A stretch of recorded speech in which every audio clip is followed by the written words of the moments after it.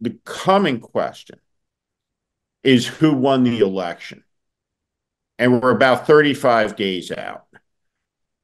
I hate making predictions, but I'm going to make one. I think that the race is going to break in Harris's direction, right, in the next 20 days or so. And that on election night, we're going to have a pretty clear picture of who's going to win the election by midnight. I don't think it will be a late night. That's how it feels to me. I could be wrong. Later in October than today, I said that Hillary Clinton looked like she was trending to 400 electoral votes. And in that moment, she was. That being said, Harris, except for one thing, and we'll talk about that, seems to me to be on a good trajectory. So envisioning that, which seems to me much more likely than the moment that we remember from 2016, and I was on set for it. I think that it's more likely that she wins the race. And in that instant, you'll start with a conspiracy of lies. And in advance, you know all of the people who will be involved in it because they're all the people on it, all the people who have been involved in it, who are asked every week whether they'll disavow this or that that Trump did or said, up to and including the overthrow of the government. And the answer never changes.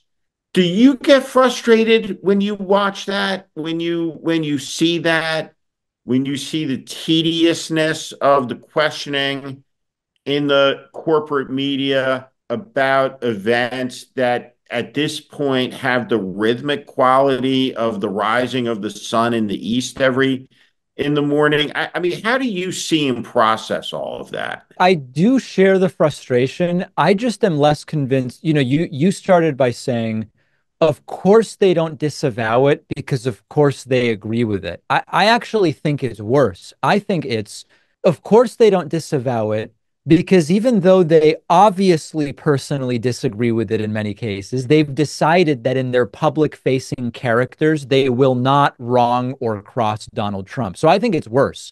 Like, on one hand, it's people who have been convinced by Trump and love all of it, including she's mentally disabled. So, of course, they don't disavow it. Concurrent with that, you have this guy's despicable and terrible. He's lost everything or forced us to underperform everywhere since 2018. But for as long as he controls the Republican Party, even if I'm part of why he controls it, I am not going to publicly cross him. So I actually don't believe that McCarthy and Tom Emmer, you mentioned also Lindsey Graham was interviewed about the same thing. And he said, well, I prefer to talk about issues, weakest response you could have. I actually think they don't agree with it, but they realize until he doesn't, he has control of the Republican Party. And if they don't want to be on the outs with Democrats and on the outs with Trump, they kind of have to just go along with it. Now, I want to say one other thing about the election night scenario you mentioned. I do think the most likely scenario is a modest win by Kamala Harris when it comes to the Electoral College, but one that will be pretty clear by midnight Eastern or at the latest by that morning. I do think that's the most likely scenario. I do think that the people immediately around Trump will do exactly what you said, which is they'll come to defend him with their irregularities and all of the different stuff. But I do think it's becoming increasingly clear to most Republicans that if Trump doesn't win, it's over for him. I know there's debate. Will he run again in 2028? Will he not run again if he loses? I don't think he's running again. And I think it'll be a self-fulfilling prophecy where by the early morning of November 6th, every sane Republican, define sane however you want, but even these guys who kind of recognize the damage that Trump has done to the party, I think they'll realize that Trump has lost the power and they will start abandoning him. They won't denounce him, but I think that by the end of November 6th, if Trump loses, you are going to have a large cadre of Republicans. They won't be praising Kamala Harris, but they're going to be ready for a completely non-Trump midterm and certainly 2028. I think it's over for Trump if he loses. He'll say he won. Some people will try to push some kind of scheme, but I think Republicans will start dropping within 12 hours of the election results. Okay, a lot to unpack there. I totally see how that scenario plays out. That it's like pushing a car uphill and all of a sudden the momentum is over, forward progress is done, and it's just going to start rolling back down the hill, right? It's just, it's not going to go up one more inch. But I'm going to come back to that. So I was on Scripps Morning Rush a month or so ago, and the subject came up about Trump in 2028.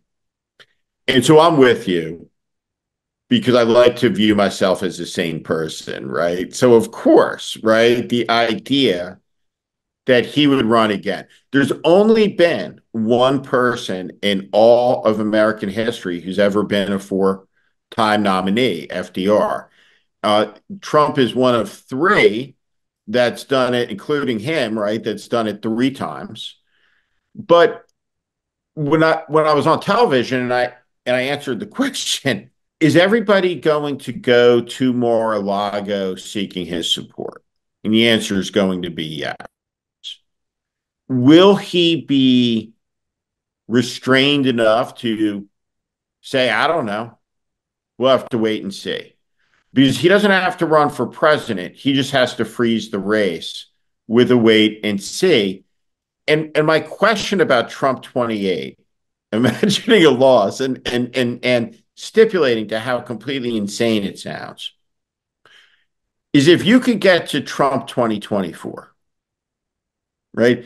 If by 2024, this election we're in, if he didn't cross the line between 20 and 24 of no return, meaning that if he didn't do things by the time we get to this year that inhibit your ability to support him, or more precisely, to say no to him, like, no, you shouldn't run again, then what's going to happen that's different this time than what happened last time with regard to someone like Lindsey Graham, who I spent a year of my life with traveling around America on a presidential, campaign airplane.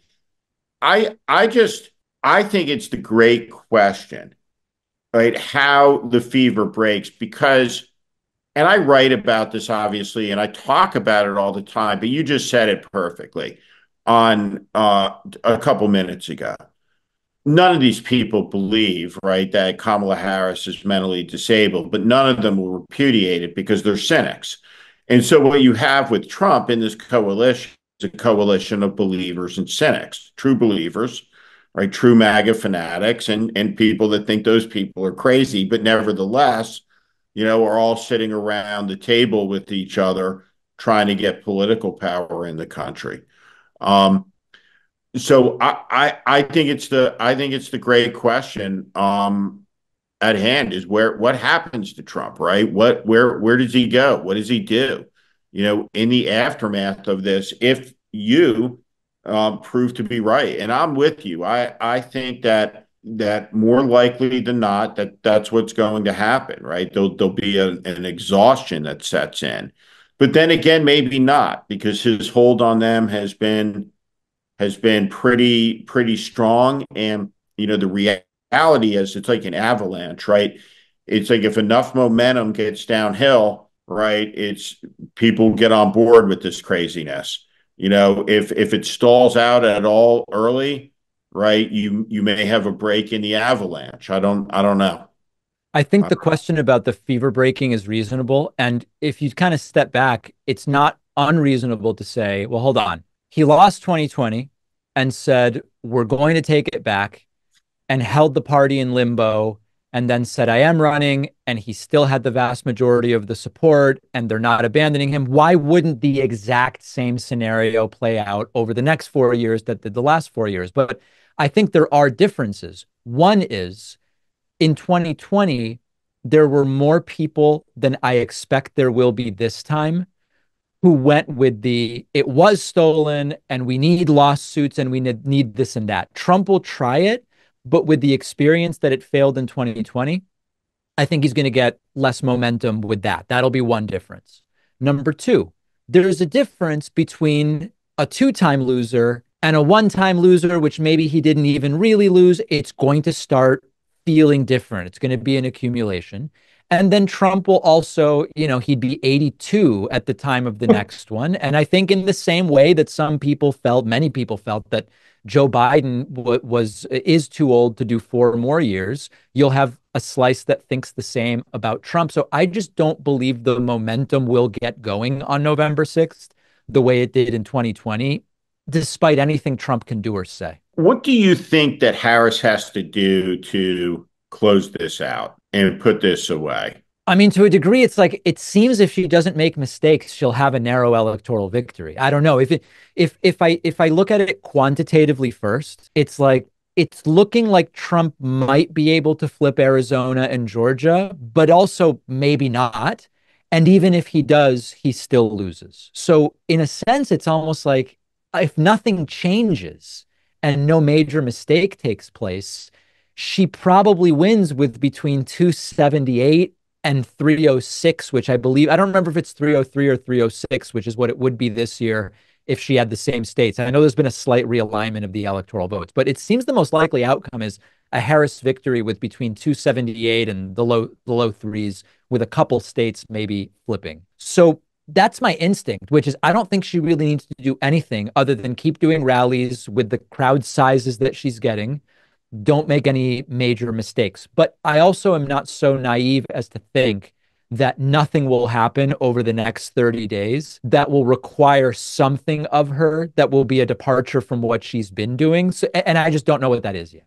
I think that the Haitians eating pet story is of monumental importance, because if I can convince anybody that that's true, I can convince them of anything.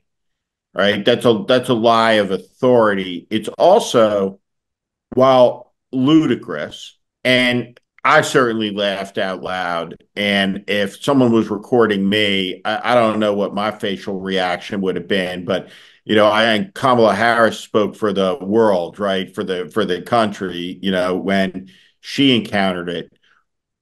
That being said, it is a malicious, racist lie, as absolutely vicious as anything that came out of the mouth of a Stryker or a Goebbels.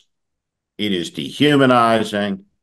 He would not have been talking about Scandinavians like this. The picture is hordes of tribal blacks descending on this white town of Springfield, Ohio, and snatching the golden retrievers out of the backyard for some voodoo ceremony, eating them.